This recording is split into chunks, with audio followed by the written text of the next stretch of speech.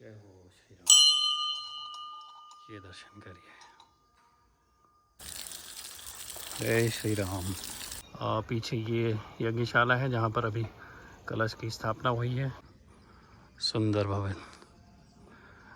तो ये रास्ता जाता है, अभी नया रोड बन रहा है कि गाड़ियों से अगर किसी को जाना हो तो इस रोड से जा सकते हैं। माता राजराजेश्वरी देवी भगवती के दर्शन करने के बाद मंदिर से ही सीढ़ियाँ चढ़ के, अभी जहाँ से मैं चढ़ के आया हूँ वहीं से चढ़ के हनुमान टेकरी के लिए रास्ता जाता है। तो पीछे देखिए माता का मंदिर दिख रहा है, राजराजेश्वरी माता का।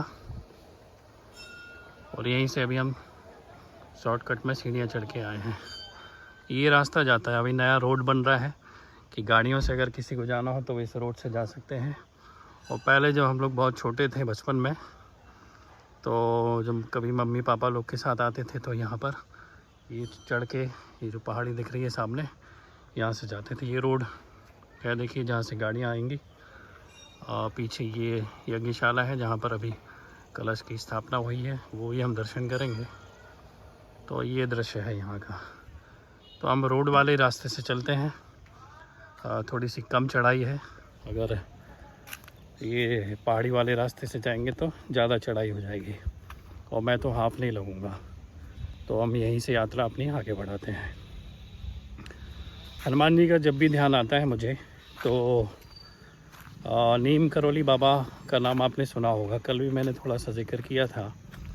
उनको आधुनिक युग में हनुमान जी का ही अवतार कहते हैं। देश भर में और विदेशों में भी नीम करौली बाबा जी के जो भक्तजन हैं उनकी बहुतायत में संख्या है। वैसे तो उन्होंने अपने शरीर बहुत पहले छोड़ दिया था, सन 1973 में। और 73 ही है शायद, 71 है, मुझे ठीक से याद नहीं आ रहा, 71 होगा या 73 होगा। वृंदावन में भी उनका समाधि मंदिर है, क्योंकि उन्होंने अपना शरीर जो है वृंदावन में छोड़ा था और वृंदावन में इसलिए उनका एक अच्छा भव्य शानदार मंदिर है, समाधि मंदिर। हनुमान जी भी वहाँ पर हैं। भगवान सीताराम लक्ष्मण जी के सहित उनका भी एक मंदिर है। वैष्णवी माता का मंदिर है और स्वयं नीम करौली बाबा है, उनका भी मंदिर वहाँ पर है। तो कैंची धाम और वृंदावन में ये दो जो नीम करौली बाबा के धाम हैं या उनके जो मंदिर हैं उनके तो मैं दर्शन करके आ चुका हूँ। तो अगर आपको थोड़ा सोशल मीडिया में आपने देखा होगा कि एप्पल आईफोन के जो संस्थापक रहे हैं पहले, स्टीव जॉब्स, इसका नाम तो शायद आज की युवा पीढ़ी बहुत अच्छे से जानती है, समझती है। तो स्टीव जॉब्स जब अपने जीवन के बड़े संघर्ष में समय से गुजर रहे थे तो एक विदेश के ही रहने वाले किसी यूनिवर्सिटी के, शायद हार्वर्ड यूनिवर्सिटी रही है, वहाँ के एक प्रोफेसर रहे हैं जिनका बाद में नीम करौली बाबा से दीक्षा के बाद जब उन्होंने शिष्यता उनकी ग्रहण कर ली तो उनका नाम उन्होंने रामदास रखा था। तो रामदास भी एक बड़ी यूनिवर्सिटी के बहुत बड़े प्रोफेसर रहे हैं, साइंटिस्ट रहे हैं। तो उन्होंने स्टीव जॉब्स को सजेस्ट किया, सुझाव दिया कि आप भारत जाएं और भारत में एक जगह है कैंची धाम, वहाँ पर एक नीम करौली बाबा जी हैं, उनसे जाकर आप मिलो तो जीवन की आपकी जो भी समस्याएं होंगी वो उनके दर्शन से और उनके आशीर्वाद से वो सारी की सारी दूर हो जाएंगी। ऐसा उन्होंने उनको सुझाव दिया। तो रामदास जी के कहने पर जो स्टीव जॉब्स हैं वो भारत आए और भारत में जब आए तो उन्होंने देखा कि लगे 1 साल पहले, मतलब जिस सन में नीम करौली बाबा जी ने अपना शरीर छोड़ा उसके 1 साल बाद स्टीव जॉब्स यहाँ पर भारत आए और उन्हें पता चले कि अरे 1 साल पहले ही नीम करौली बाबा जी तो शरीर छोड़कर इस पृथ्वी से चले गए हैं। फिर भी वो कैंची धाम गए और वहाँ के लोग बताते हैं कि 1 महीने लगभग स्टीव जॉब्स ने वहीं मंदिर में बैठ के नीम करौली बाबा जी की जो भी साधना है, जो भी उनको याद करना है वो किया। और 1 महीने का समय बिताने के बाद जब वो वापस अमेरिका पहुँचे तो फिर सारी दुनिया को पता है एप्पल की कहानी, आईफोन की कहानी और स्टीव जॉब्स की कहानी। उसके बाद दूसरी जो कहानी है जो बड़ी प्रचलित है पूरे विश्व भर में, वो है फेसबुक के जो फाउंडर हैं मार्क ज़करबर्ग, जो उच्चारण मैं ठीक से कर रहा हूँ पता नहीं, आप समझ गए हो।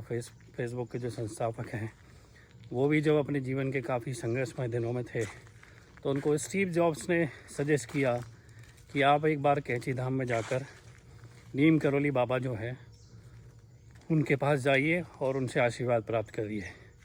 तो मार्क ज़करबर्ग जो हैं वो तो अभी आधुनिक ज़माने के हैं, काफ़ी युवा हैं। तो मतलब ये है कि वो जब भारत आए तो काफ़ी साल पहले नीम करोली बाबा इस शरीर को छोड़ के जा चुके थे।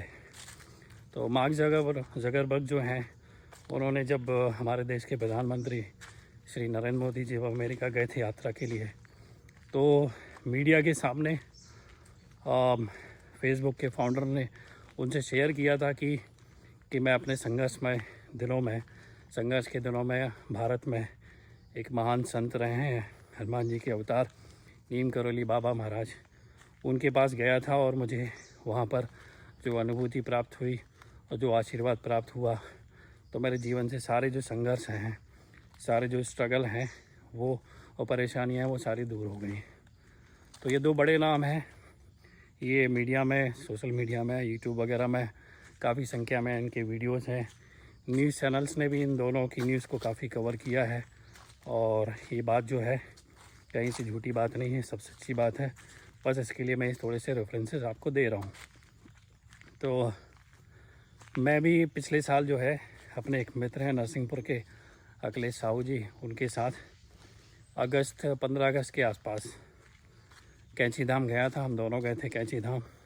वहाँ पे जाके जो हमको भी अनुभूति हुई, वो कहते हैं ना कि इस आध्यात्मिक क्षेत्र की जो अनुभूतियाँ हैं तो वो बस शब्दों में कहीं नहीं जा सकती, उनको बस अनुभव गम में है वो सब, मतलब उनको अनुभव से ही हम जान सकते हैं। तो हम दोनों गए थे और हमको भी ऐसा लगा कि हमारे जीवन में भी बहुत कुछ अच्छे परिवर्तन आएंगे। मैं अपनी बताऊं, अखिलेश का तो मुझे नहीं पता है कि उसके जीवन में क्या परिवर्तन आया नहीं आया है। उस समय में भी काफ़ी तनाव से ग्रस्त था, तनावपूर्ण जीवन चल रहा था। तो वहाँ से वापस आते ही ऐसा कुछ जीवन में ऑपरेशन हुआ कि तब से लेकर आज तक बाबा नीम करोली महाराज की और हनुमान जी की कृपा से तनाव नाम की तो कोई मानसिक, जिसको तनाव कहते हैं, वो तो कोई चीज़ है नहीं है। और मैं खुद अनुभव कर रहा हूँ कि उत्तरोत्तर मेरे जीवन के तनाव दूर होते जा रहे हैं और जीवन जिसको कहते हैं सुखमय है वो होता जा रहा है। तो बस इसलिए रास्ते में मैंने सोचा कि मैं आपसे क्या शेयर करूं हनुमान जी के बारे में, नीम करोली बाबा जी के बारे में। तो मैंने छोटी सी जो इसके पीछे की कथा है वो आपसे शेयर की।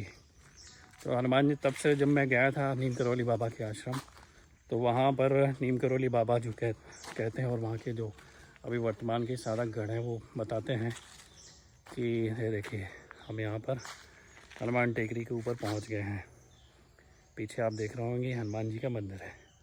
तो बहुत कठिन चढ़ाई नहीं है वो, तो अब अपन क्या है, थोड़ी सी अपनी उम्र होती जा रही है, इसलिए अब वैसे शरीर से वैसी वर्जिश होती नहीं है, तो थोड़े से में चढ़ाई में हाँफने लगते हैं। तो ये जो कथा को है हम अभी जारी करते हैं। फ़िलहाल हम हनुमान जी के जो मंदिर आए हैं वहाँ पर दर्शन कर लेते हैं। ये है परिसर हनुमान जी का। सबसे ऊंची जो चोटी है यहाँ पर पर्वत की, वहाँ पर ये हनुमान जी विराजमान हैं। और ऐसा कहते भी हैं कि जब तक जो भगवती के हम दर्शन करते हैं तो वो हनुमान जी का या फिर भैरवनाथ का, हम वैष्णो देवी में देखते हैं कि माता जी का मंदिर भी बहुत ऊंची चढ़ाई पर, पहाड़ पर है, लेकिन सबसे ऊंची चोटी पर भैरव बाबा का, भैरवनाथ का मंदिर है। तो हम चित्रों में भी देखते हैं कि माता दुर्गा जी के चित्रों में, छवि में, एक तरफ हनुमान जी रहते हैं और दूसरी तरफ भैरव बाबा रहते हैं। तो माता के जो दर्शन होते हैं वो भैरव बाबा या हनुमान जी के दर्शन के बिना अधूरे रहते हैं। इसलिए जब भी ऐसे स्थान पर जाएं आप जहाँ पर माता जी विराजमान हैं, तो वहाँ पता अवश्य करें कि भैरव बाबा या हनुमान जी का अगर कोई मंदिर हो तो उसके दर्शन आप अवश्य करें। वरना जो कहते हैं कि आपका जो भी प्रणाम है या जो भी प्रार्थना है वो माता जी स्वीकार नहीं करती। तो पीछे ये पुजारीगढ़ रहते हैं यहाँ पर, ये उधर उनकी कुटिया है, उनका आश्रम है, और यहाँ पर ये हनुमान जी का मंदिर है। सुंदर भवन। तो बाकी सभी मंदिरों की तरह ये भी बड़ा खूबसूरत मंदिर है। ये यहाँ के जो पुजारी हैं और ब्रह्मचारी जी हैं उनकी यहाँ पर ये कुटिया है। और ये वो रास्ता है जिससे हम अभी थोड़ी सी चढ़ाई करके आए हैं। यहाँ से एक रास्ता जाता है, यहाँ आप देखेंगे इधर, तो ये जो स्वामी ब्रह्मलीन स्वामी स्वरूपानंद जी महाराज हैं उनकी एक शिला है। वहाँ पर बैठ के वो ध्यान करते थे, तपस्या करते थे। तो वो शिला के भी मैं दर्शन कराऊंगा, शायद आज ही कराऊँ या कल ही कराऊँ। विचार शिला उसको कहते हैं। तो ये पेड़ के नीचे भगवान भोलेनाथ विराजमान हैं। इधर से वो रास्ता गया है। तो जो मैं बता रहा था कि चढ़ाई करके आते हैं, वो ये रास्ता इधर है। यहाँ पर ये हनुमान जी का मंदिर सामने से। तो चलिए पहले दर्शन कर लेते हैं, हनुमान जी महाराज जी से मिल लेते हैं। जय हो श्री राम, जय जय श्री राम। मंदिर में प्रवेश करने से पहले यहाँ अपने हाथ पैर धोने के लिए नल भी लगा हुआ है। तो हाथ पैर धो के मंदिरों में प्रवेश करना चाहिए। हम चल के आते हैं, रास्ते में कितनी अशुद्ध चीज़ें पड़ी रहती होंगी रास्ते में, कुछ कह नहीं सकते हैं। तो ये वो नल है जहाँ पर आप अपने हाथ पैर वगैरह धो सकते हैं। जय हो, जय श्री राम, जय जय श्री राम। ओम अपवित्रा पवित्रो वा। जय हो। ये सुंदर मंदिर।